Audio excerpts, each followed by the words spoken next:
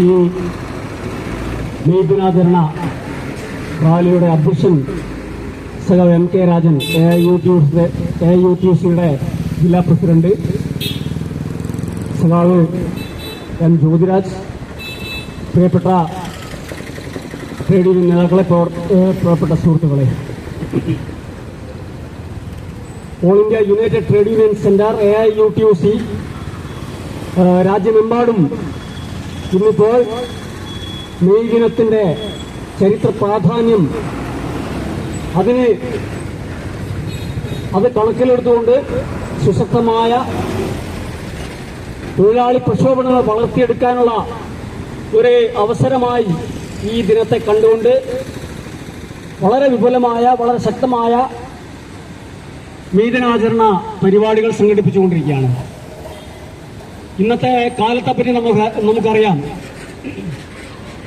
തൊഴിലാളി വർഗം ചോര ചിന്തി നേടിയെടുത്ത തൊഴിലവകാശങ്ങൾ ഒന്നൊന്നായി ഭരണ മുതലാളി വർഗം തൊഴിലാളികളുടെ കയ്യിൽ നിന്നും തട്ടിപ്പറിച്ചുകൊണ്ടിരിക്കുന്ന കാലമാണിത്.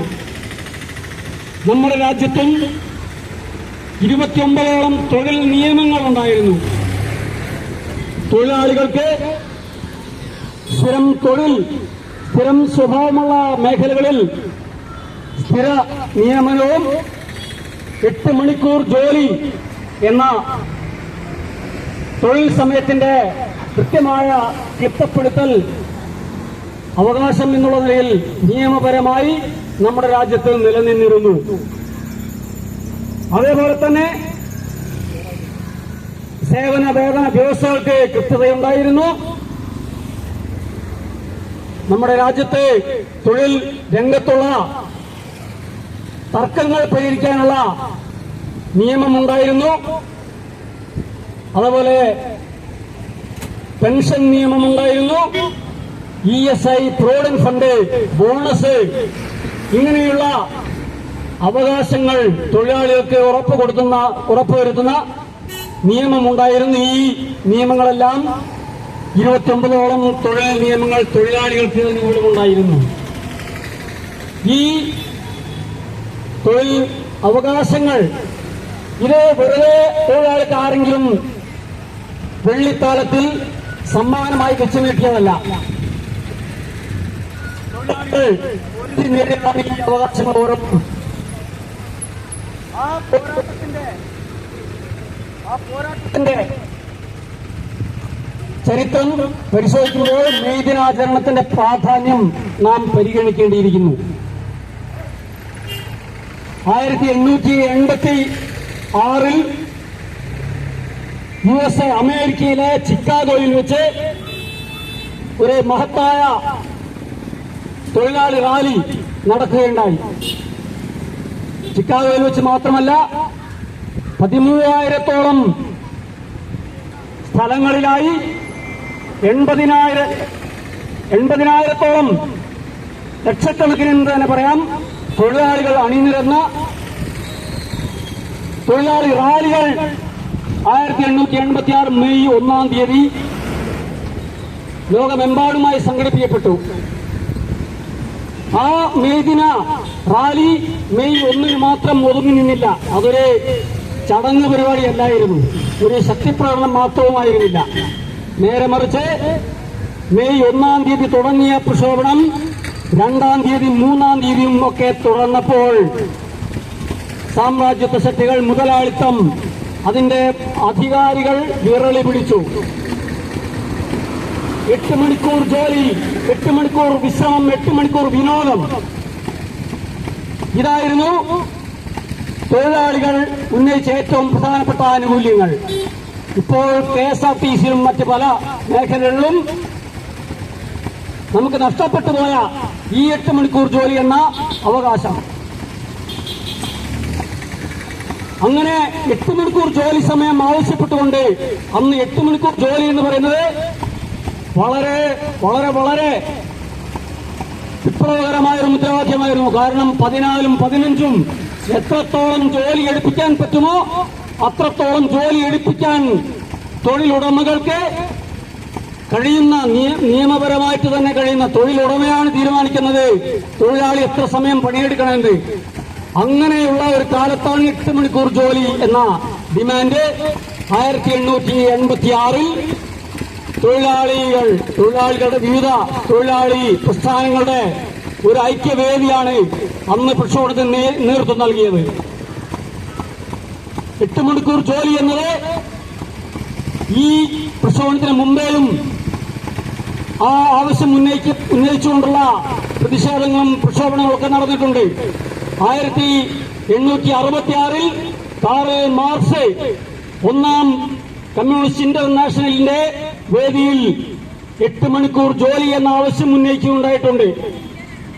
8 മണിക്കൂർ ജോലി എന്ന അവകാശത്തിന് വേണ്ടി പോരാടേണ്ടതിന്റെ ചരിത്ര പ്രാധാന്യം അന്ന് കാറൽ മാർക്സ് ആ കമ്മ്യൂണിസ്റ്റ് ഇന്റർനാഷണലിന്റെ വേദി ഒന്നാം കമ്മ്യൂണിസ്റ്റ് ഇന്റർനാഷണലിന്റെ വേദിയിൽ ഊന്നിപ്പറയുകയുണ്ടായി.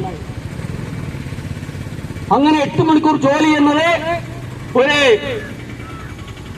ശരിയായ ആവശ്യം എന്നുള്ള നിലയിൽ തൊഴിലാളികൾക്കിടയിൽ അങ്ങനെ ഒരു ആവശ്യം നേടിയെടുക്കേണ്ടതിന്റെ ചരിത്ര പ്രാധാന്യം ആവശ്യകത ബോധ്യപ്പെട്ടുകൊണ്ടാണ് 1888 മെയ് 1 മുതൽ പ്രക്ഷോഭണം തുടങ്ങിയത്.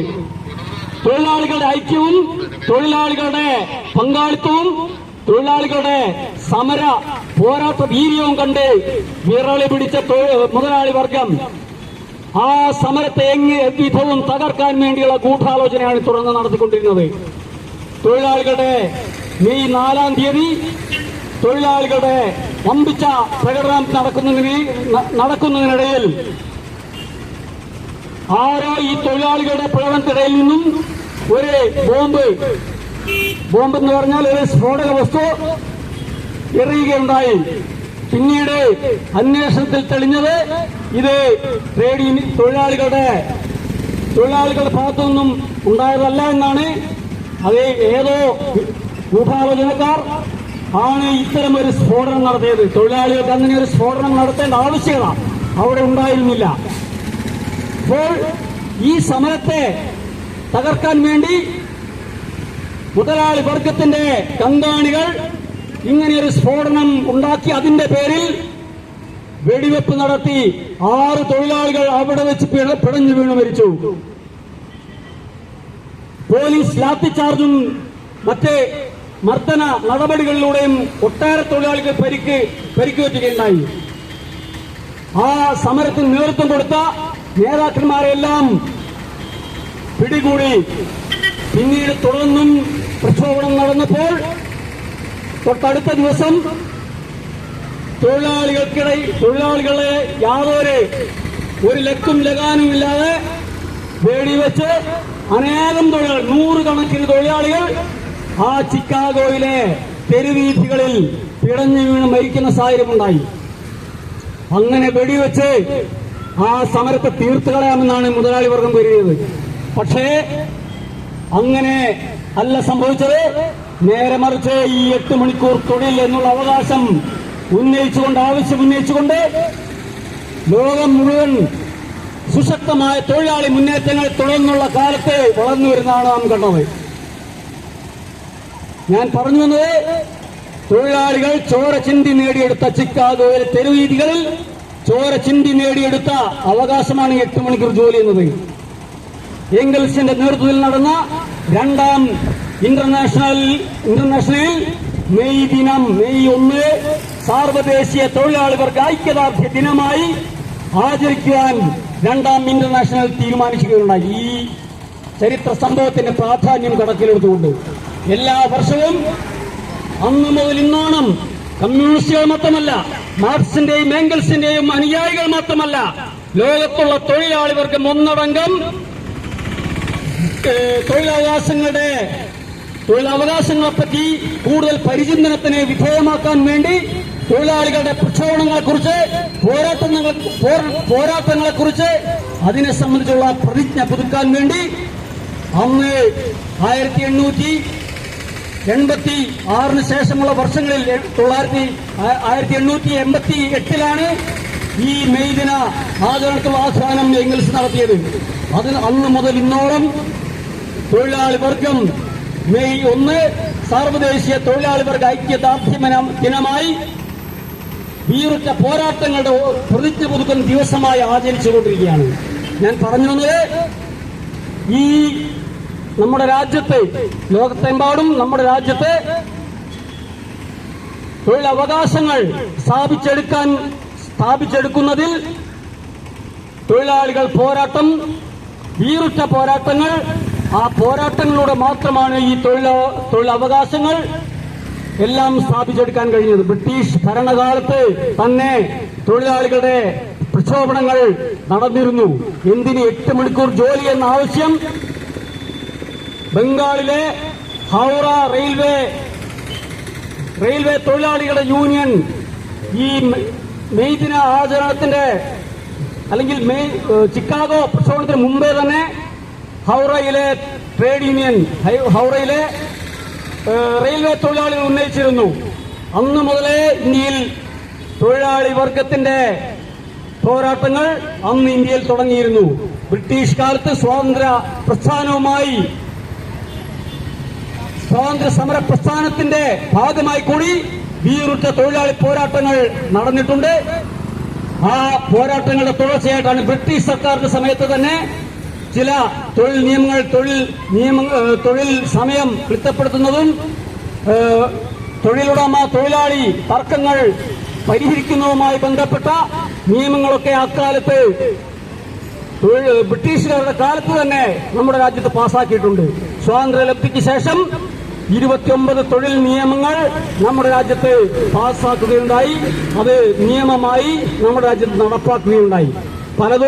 പലപ്പോഴും നടപ്പാക്കുന്നതിൽ ഭരണാധികാരികളുടെ ഭാഗത്തുനിന്ന് വീഴ്ചയുണ്ടാവാറുണ്ട്. പക്ഷേ നിയമപരമായി നമുക്ക് അവകാശപ്പെടാൻ ലേബർ ഡിപ്പാർട്ട്മെന്റിൽ കേസ് കൊടുക്കാനും ലേബർ ഉദ്യോഗസ്ഥരുമായി വിലപേശാനും തൊഴിലുടമകളുമായി സമരം ചെയ്യാനും വിലപേശൽ നടത്തി അവകാശങ്ങൾ നേടിയെടുക്കാൻ നിയമപരമായ അവകാശം നേരത്തെയുള്ള തൊഴിൽ നിയമങ്ങളിൽ ഉണ്ടായിരുന്നെങ്കിൽ പുതിയ തൊഴിൽ കോഡുകൾ 4 തൊഴിൽ കോഡുകൾ നരേന്ദ്രമോദി BJP സർക്കാർ നമ്മുടെ രാജ്യത്ത് പാസാക്കിയ തൊഴിൽ കോഡുകളിൽ ആ അവകാശങ്ങളെല്ലാം തന്നെ കാറ്റിൽ പറത്തിക്കൊണ്ടാണ് ആ തൊഴിൽ കോഡുകൾ നമ്മുടെ രാജ്യത്ത് പാസാക്കിയെടുത്തത്.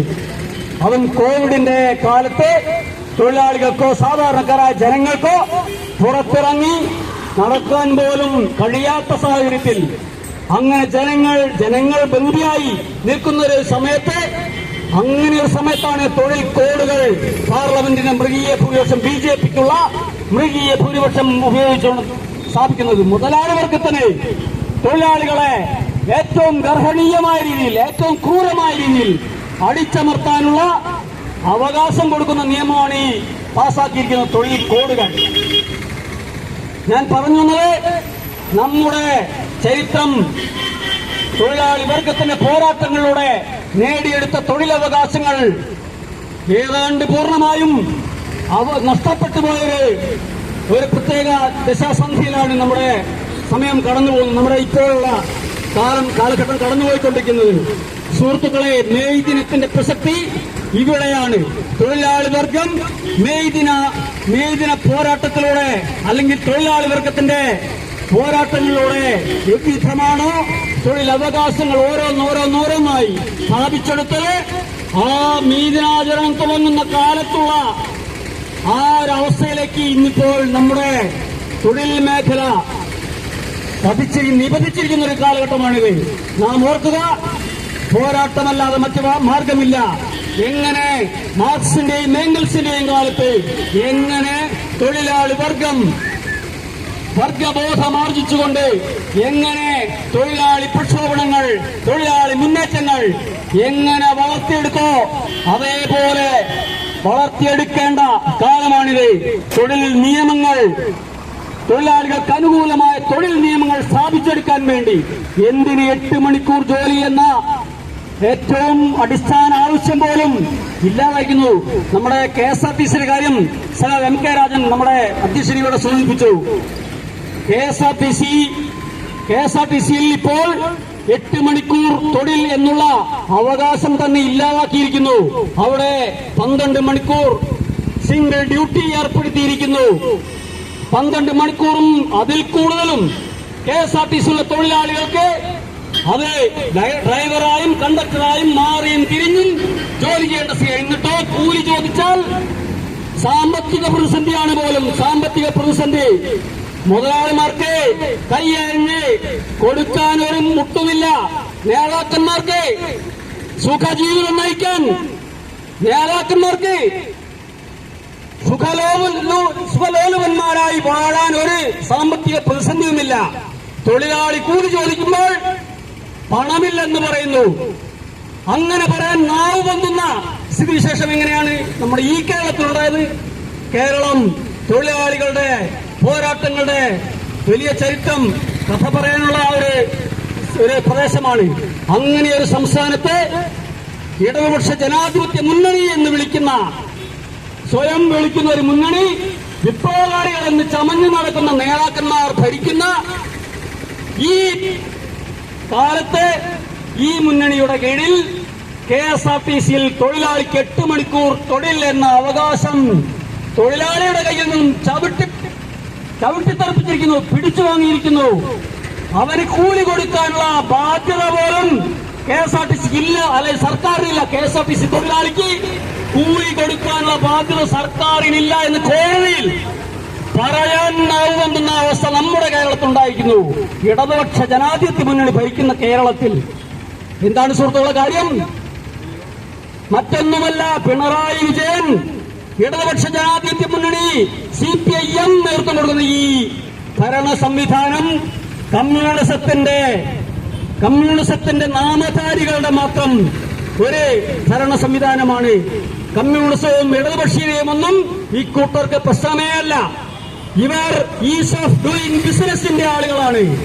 എന്ന് പറഞ്ഞാൽ ബിസിനസ് നന്നായി ഈസിയായി കൊണ്ടു നടക്കാനുള്ള നയം സ്വീകരിച്ചവരാണ്. എന്ന് പറഞ്ഞാൽ എന്താണ്? മുതലാളികൾക്ക് ബിസിനസ് സുഗമമായി നടത്തിക്കൊണ്ടുപോകാനുള്ള നയം സ്വീകരിച്ചിരിക്കുന്നു. മുതലാളിമാർക്ക് ഇങ്ങനെ ഈസ് ഓഫ് ഡൂയിങ് ബിസിനസ് എന്ന് പറയുമ്പോൾ തൊഴിലാളിക്ക് കടുത്ത തൊഴിൽ നിഷേധവും അല്ലെങ്കിൽ തൊഴിലാളി വർഗത്തിന്റെ അവകാശങ്ങളുടെ നിഷേധവും കടുത്ത ചൂഷണവും എന്നാണ് അതിന്റെ അർത്ഥം. KSRTC-യിൽ അതാണ് സംഭവിച്ചിരിക്കുന്നത്. പണിയെടുത്താൽ കൂലി കൊടുക്കാത്ത സംവിധാനം നമ്മുടെ കേരളത്തിൽ വന്നിരിക്കുന്നു പിണറായി വിജയന്റെ കാലത്ത്. ഗഡുക്കളായി കൊടുക്കാം എന്ന് കോടതിയിൽ പോയി പറഞ്ഞു. കോടതി ചോദിച്ചു, എന്നാ പിന്നെ ഗഡുക്കളായി വാങ്ങുന്ന എന്താ കുഴപ്പമെന്ന് ചോദിച്ചു. എന്താ കുഴപ്പം? മുതലാളി വർഗത്തിന്റെ ഭാഗത്തു നിന്ന് ചിന്തിക്കുമ്പോൾ അവരുടെ ലാഭത്തിൽ ഒരു കഴഞ്ച് കുറഞ്ഞാൽ അവർക്ക് വലിയ പ്രശ്നമാണ്. അവരുടെ ലാഭത്തിൽ, അവരുടെ മൂലധനത്തിൽ ഒരു കഴഞ്ച് കുറവ് വന്നാൽ അവർക്കത് വലിയ പ്രശ്നമാണ്. പക്ഷെ തൊഴിലാളിക്ക് കൂലി മര്യാദയ്ക്ക് കൊടുക്കാതിരിക്കുക, കൊടുക്കുന്ന കാര്യത്തിൽ വീഴ്ച വരുത്തുക, മുതലാളിയുടെ പ്രശ്നമേ അല്ല, മുതലാളിയുടെ ആവശ്യമാണ്. മുതലാളിയുടെ അധ്വാനത്തിന്റെ ഫലം തട്ടിയെടുക്കുക എന്നുള്ളതാണ് മുതലാളിത്തത്തിന്റെ നിയമം. മാർക്സും ഏംഗൽസും ഒക്കെ ചേർന്ന് മൂലധനം എന്നൊരു കൃതി എഴുതിയിട്ടുണ്ട്.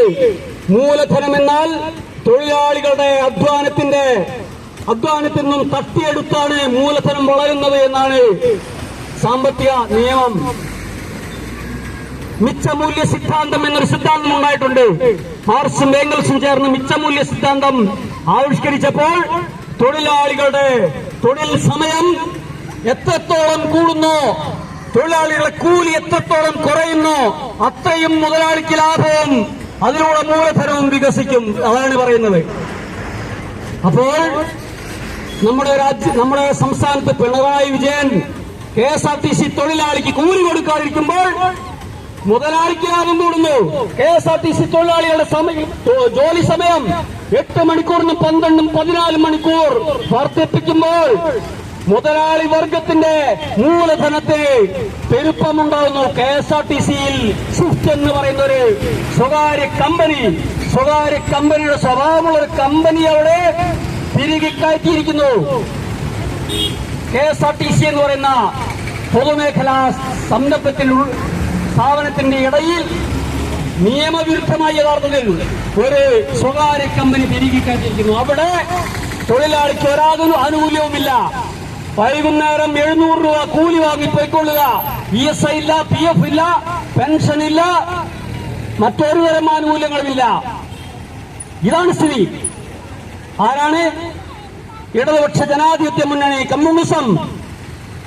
നാഴികയ്ക്ക് 40 കമ്മ്യൂണിസം പറയുന്ന ആളുകൾ, പിണറായി വിജയൻ വിപ്ലവകാരിയുടെ നേതൃത്വത്തിലാണ് ഈ പണി നടന്നുകൊണ്ടിരിക്കുന്നത്. ഈ ദിനത്തിൽ നമുക്ക് ചിന്തിക്കേണ്ട കാര്യങ്ങളാണിത്. നരേന്ദ്രമോദി സർക്കാർ, BJP സർക്കാർ ഫാസിസത്തിന്റെ നടത്തിപ്പുകാരാണ്. സംശയമുണ്ടോ? ആ ഫാസിസ്റ്റ് BJPയുടെ തൊഴിൽ നിയമങ്ങൾ, തൊഴിൽ കോഡുകൾ എന്ന പേരുള്ള തൊഴിൽ നിയമങ്ങൾ തൊഴിലാളികൾ എല്ലാ അവകാശങ്ങളും ഇല്ലാതാക്കുന്നതാണ്. അത് നേരത്തെ സൂചിപ്പിച്ചു കഴിഞ്ഞു. ആ തൊഴിൽ നിയമങ്ങൾക്ക് കേരളത്തിൽ ചട്ടങ്ങൾ ഉണ്ടാക്കിയത് പിണറായി വിജയനാണ്, മറ്റാരുമല്ല. അതും രാജ്യത്തെ BJPയുടെ സർക്കാരുകൾ ഉണ്ടാക്കുന്നതിന് മുമ്പേ ഞാൻ മുമ്പേ എന്ന ഭാവത്തിൽ പിണറായി വിജയൻ ചട്ടം ഉണ്ടാക്കി വെച്ചു. CITക്കാർ വന്ന് അത്രയും കൃതി വേണ്ടിയിരുന്നില്ല. ഇതിപ്പോ രാജാവിനേക്കാൾ വലിയ രാജഭക്തിയായി പോയി. ഒന്ന് സ്പീഡ് കുറയ്ക്കണമെന്ന് നമ്മുടെ എളമരം കരീമൊക്കെ ഒരു തൊഴിലാളി യോഗത്തിൽ പറയുകയുണ്ടായി. ആളുകൾ എന്ത് വിചാരിക്കും, തൊഴിലാളികൾ എന്ത് വിചാരിക്കും, ഞങ്ങൾക്കൊക്കെ ഈ തൊഴിലാളികൾ ഇടയിൽ പോകേണ്ടതല്ലേ എന്നുള്ളതാണ്. അല്ലാതെ അത് ചെയ്തതിനുള്ള പ്രശ്നമുണ്ടായിട്ടല്ല ഇവർ പറയുന്നത്. ഇതാണ് ഇന്ത്യൻ മുതലാളി വർഗത്തിന്റെ നയങ്ങൾ നടപ്പാക്കുന്ന BJP സർക്കാർ. ഇന്ത്യൻ മുതലാളി വർഗത്തോട് മാത്രമാണ് നിങ്ങൾക്ക് പ്രതിബദ്ധത എന്ന് ഒരു മറയുമില്ലാതെ പറയുന്ന ഒരു ഫാസിസ്റ്റ് സർക്കാർ. അതാണ് രാജ്യം ഭരിച്ചുകൊണ്ടിരിക്കുന്നത്. തൊഴിൽ നിയമങ്ങൾ തൊഴിലാളികൾക്ക് എതിരായി തൊഴിൽ നിയമങ്ങൾ ഉണ്ടാക്കിവെച്ച മുതലാളി വർഗത്തിന്റെ ദാസന്മാരായ ആ ഭരണകൂടം, അതിന്റെ കേന്ദ്ര BJP സർക്കാരിന്റെ നയങ്ങൾ പുള്ളി വിടാതെ കേരളത്തിൽ നടപ്പാക്കുന്ന ഇടതുപക്ഷം എന്ന് വിളിക്കുന്ന ചെങ്കോടി പിടിക്കുന്ന, പക്ഷേ ചെങ്കോടി പണയം വെച്ചു കഴിഞ്ഞ സോഷ്യൽ ഡെമോക്രാറ്റുകളുടെ ഒരു സർക്കാരാണ് കേരളത്തിൽ ഭരിച്ചുകൊണ്ടിരിക്കുന്നത്. സോഷ്യൽ ഡെമോക്രാറ്റുകൾ എന്ന് പറഞ്ഞാൽ മുതലാളി വർഗത്തിനും തൊഴിലാളി വർഗത്തിനും ഇടയിൽ ചാഞ്ചാടി കളിക്കുന്ന വർഗത്തെയാണ് നമ്മൾ പക്ഷിമൂർച്ച എന്ന് വിളിക്കുന്നത്, സോഷ്യൽ ഡെമോക്രാറ്റുകൾ എന്ന് വിളിക്കുന്നത്. അതാണ് CPIM-ഉം CPI-യും ഇടവെന്ന് പറയുന്ന ഈ പാർട്ടികളെല്ലാം. അവരാണ് മുതലാളി വർഗത്തിന് കന്താണിപ്പണി ചെയ്തുകൊണ്ട് തൊഴിലാളികളുടെ പേര് പറഞ്ഞുകൊണ്ട് നടക്കുന്നവർ. മുതലാളി വർഗത്തിന് എല്ലാ തൊഴിലവകാശങ്ങളും, തൊഴിലാളികളുടെ അവകാശങ്ങളും, തൊഴിലാളികളുടെ സർവ്വവും കാൽക്കീഴിൽ കാണിക്ക വെച്ചുകൊണ്ട് അങ്ങനെയാണ് ഈസ് ഓഫ് ഡൂയിങ് ബിസിനസ്സും KSRTCയിലെ നയവും മറ്റ് എല്ലാ മേഖലകളിലും തൊഴിലവകാശങ്ങളെല്ലാം ഇല്ലാതാക്കുന്ന, തൊഴിലാളികളെ പുല്ലിന്റെ വിലയ്ക്ക് കണക്കാക്കാത്ത ഒരു സാഹചര്യം. അതാണ് ഈ ഇങ്ങനെ ഒരു സാഹചര്യം വന്നത്. തൊഴിലാളി സുഹൃത്തുക്കളെ, പോരാടേണ്ട സമയമാണിത്. പ്രത്യേകിച്ച് മെയ് ദിനം ഇന്ന് തൊഴിലാളികളുടെ അവകാശങ്ങൾക്ക് വേണ്ടി യോജിച്ച തൊഴിലാളികളുടെ അനേകം ട്രേഡ് യൂണിയൻ പ്രസ്ഥാനങ്ങളുടെ ഐക്യവേദി രൂപീകരിച്ചുകൊണ്ട് ചരിത്രത്തിൽ ആദ്യമായാണ് ഒരു സാർവദേശീയ സ്വഭാവമുള്ള ഒരു പ്രക്ഷോഭണം നടന്നത്. മെയ് ദിനത്തിന്റെ സന്ദേശം അത് സാർവദേശീയമാണ്. കാരണം തൊഴിലാളിയുടെ ഓരോ അവകാശങ്ങളും നേടിയെടുത്തത് ലോകം മുഴുവനുള്ള തൊഴിലാളികളുടെ പോരാട്ടത്തിലൂടെയാണ്. തൊഴിലാളിക്ക് ലോകം മുഴുവൻ ഒരേ ഒരു താല്പര്യമേ, അത് സമൂഹത്തിന്റെ താല്പര്യമാണ്, സാമൂഹ്യ താല്പര്യമാണ്. വ്യക്തി താല്പര്യം, മുതലാളി വർഗത്തിന്റെ താല്പര്യം വ്യക്തി താല്പര്യമാണ്. സ്വാർത്ഥതയുടെ സംസ്കാരമാണ് മുതലാളിയെ നയിക്കുന്നത്. പക്ഷേ തൊഴിലാളികൾ ഈ ലോകത്തുള്ള, ഈ സമൂഹത്തിലുള്ള സർവ്വതും പണിതുയർത്തിയിരിക്കുന്ന തൊഴിലാളിയാണ്. അത് സമൂഹത്തിന് വേണ്ടിയാണ് ഒരു തൊഴിലാളി ഈ നിർമ്മാണങ്ങളെല്ലാം നടത്തിക്കൊണ്ടിരിക്കുന്നത്. അവൻ മത്സ്യം പിടിക്കുന്നതാവട്ടെ, അവൻ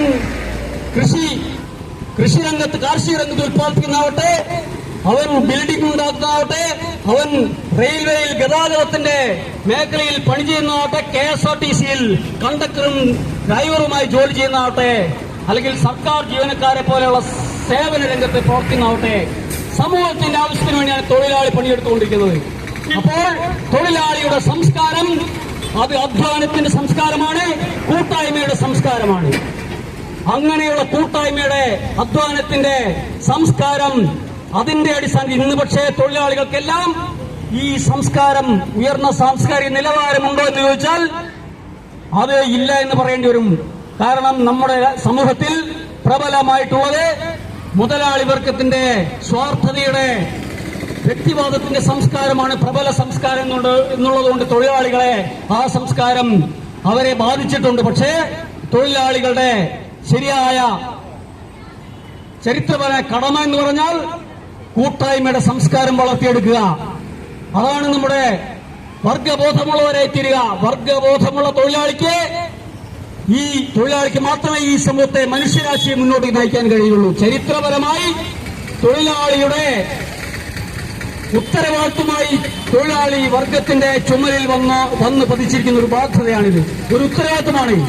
ചരിത്രത്തെ നയിക്കാൻ തൊഴിലാളി വർഗത്തിന് മാത്രമേ കഴിയുകയുള്ളൂ. കൂട്ടായ്മയുടെ കളക്ടീവിസത്തിന്റെ ആ ഒരു സംസ്കാരം പേറുന്ന വർഗമാണ് തൊഴിലാളി വർഗം എന്നതുകൊണ്ട് ചരിത്രത്തെ മനുഷ്യരാശിയെ മുന്നോട്ട് നയിക്കാൻ തൊഴിലാളി വർഗത്തിന് മാത്രമേ സാധ്യമാവൂ. മെയ് ദിനത്തിൽ ഇങ്ങനെ ഒട്ടേറെ കാര്യങ്ങൾ നമുക്ക് ചിന്തിക്കേണ്ടതുണ്ട്. എന്തായാലും ശരി, തൊഴിലവകാശങ്ങൾ, തൊഴിലാളികളുടെ അവകാശങ്ങൾ സ്ഥാപിച്ചെടുക്കാൻ വേണ്ടി ഏറ്റവും ഉയർന്ന ഐക്യത്തിന്റെ അടിസ്ഥാനത്തിലുള്ള പോരാട്ടം വളർത്തിയെടുക്കേണ്ട മുഹൂർത്തമാണിത്. തൊഴിലാളി സുഹൃത്തുക്കളെ, നിങ്ങൾ മുന്നോട്ട് വരണം. AIUTUC നിങ്ങളോടൊപ്പം ഉണ്ടാകും എന്ന് ഉറപ്പ് തന്നുകൊണ്ട് ഞാൻ എന്റെ വാക്കുകൾ ഉപസംഹരിക്കുന്നു. നിങ്ങൾക്ക് ഏവർക്കും ട്രേഡ് യൂണിയൻ ഓൾ ഇന്ത്യ തലത്തിലുള്ള സുശക്തമായ കേന്ദ്ര ട്രേഡ് യൂണിയൻ പ്രസ്ഥാനമായ AIUTUC All India United Trade Union സെന്ററിന്റെ വിപ്ലവാഭിവാദ്യങ്ങൾ, ചുവപ്പൻ അഭിവാദ്യങ്ങൾ നേർന്നുകൊണ്ട് ഞാൻ എന്റെ വാക്കുകൾ ഉപസംഹരിക്കുന്നു.